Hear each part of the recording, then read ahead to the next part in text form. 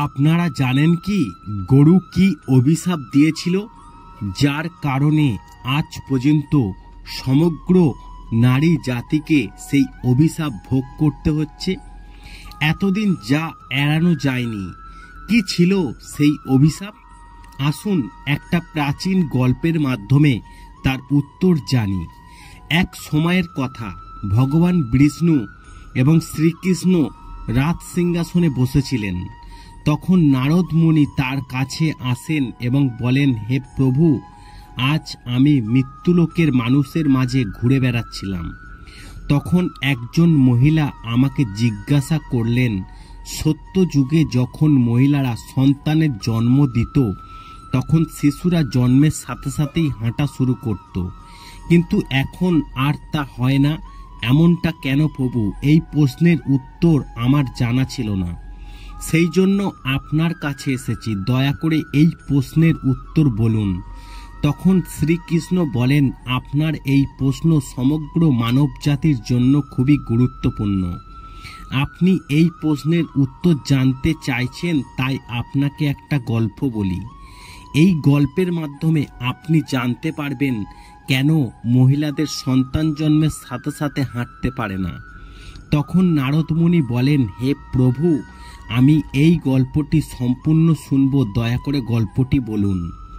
প্রিয় বন্ধুরা, আপনিও যদি জানতে চান এই প্রশ্নের উত্তর কি, তাহলে ভিডিওটি শেষ পর্যন্ত দেখুন আর ভিডিওটিতে অবশ্যই লাইক দিন। ভগবান শ্রীকৃষ্ণ বলেন, এক শহরে রামু নামে একটি লোক বাস করত। রামু ছিলেন স্বার্থপর মানুষ। রামুর একটা গাভী ছিল, সে দুধ দিত। রামু সেই গাভীকে বেশি করে সবুজ চড়ন খাওয়াতো, দুধ দহন করত, আর সেই দুধ রামু নিজেও খেত এবং তার পরিবারের সদস্যদের খাওয়াতো এবং বিক্রিও করত। শুধু গরুর দুধ দিয়েই রামু তার সংসার চালাতো। এইভাবেই কাটছিল রামুর সময়। কিছুদিন পর একটা সময় এলো যখন গাভী দুধ দেওয়া বন্ধ করে দিল।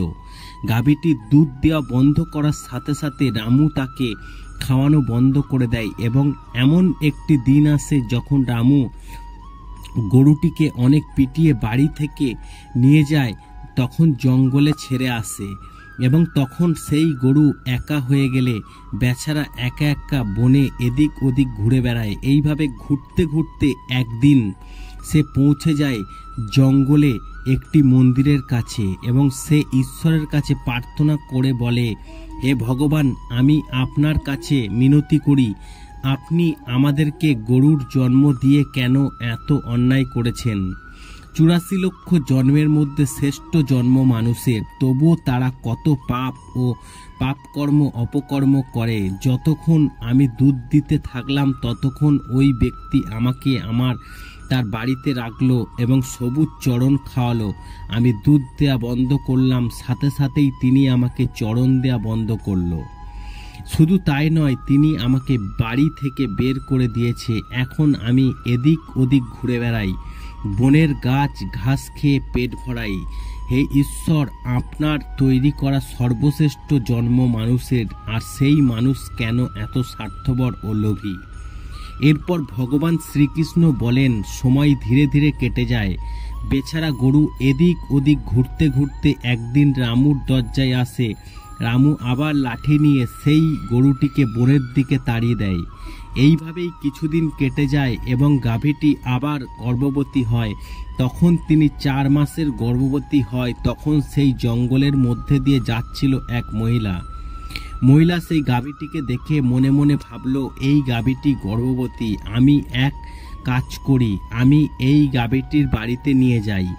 তাই বাছুর ফলে এই গাভী আমাকে দুধ দেওয়া শুরু করবে, তারপর আমি নিজে দুধ পান করব, আমার পরিবারের সদস্যদের খাওয়াবো এবং বিক্রিও করব। এই বলে মহিলা তার স্বামীকে ডাকতে গেল গরুটি ধরার জন্য, কিন্তু সে যখন তার স্বামীকে নিয়ে সেখানে উপস্থিত হয় ততক্ষণে গরুটি সেখান থেকে চলে যায়। দেখতে দেখতে আরও সময় কেটে গেল। যখন সেই গাভীর প্রসবের সময় ঘনিয়ে এলো তখন সে নির্জল এবং বনের নিরাপদ স্থানে গিয়ে বাছুর প্রসব করল। প্রসবের কিছু সময় পর সেই মহিলা ঘাস কাটতে একই বনে গিয়েছিল। সেই দূর থেকে দেখল একটি গাভী তার বাচ্চা প্রসব করছে। তখন ভদ্রমহিলা তার কাছে গিয়ে গরুর দিকে মনোযোগ দিয়ে দেখে, বললেন, আরে এটা তো সেই গাভীটা ইতিমধ্যে বাছুর প্রসব করেছে। এবার মহিলাটি মনে ভাবলো, এখন আমি অবশ্যই এই গরুটিকে ধরে আমার বাড়িতে নিয়ে যাব। মহিলাটি যখন এই কথা ভাবছিল ঠিক সেই মুহূর্তে গরুটি বলল, বোন, আজ আমাদের একটি উপকার করো। আমার সন্তানের সবে জন্ম হয়েছে, সে হাঁটতে পারে না। তুমি যদি তাকে তুলে আমার কাঁধে রাখো, আমি আমার সন্তানকে নিয়ে নিরাপদ স্থানে চলে যাব, কারণ আমার সন্তান 8 মাস পর হাঁটতে পারবে। এরপর ভগবান শ্রীকৃষ্ণ নারদ মুনিকে বলেন, মহর্ষি নারদ, আগে এমনটা ছিল না। বাছুর জন্মের 8 মাস পর নিজের পায়ে হাঁটতে সক্ষম হতো। এখন নারদ মুনি বললেন, হে ভগবান, তারপর কি হলো বলুন। এখন ভগবান শ্রীকৃষ্ণ বলেন, গাভীর এই কথা শোনা মাত্রই সেই মহিলা উচ্চস্বরে হাসতে লাগলেন এবং বললেন, তোমার সন্তান নোংরা হয়ে পড়ে আছে।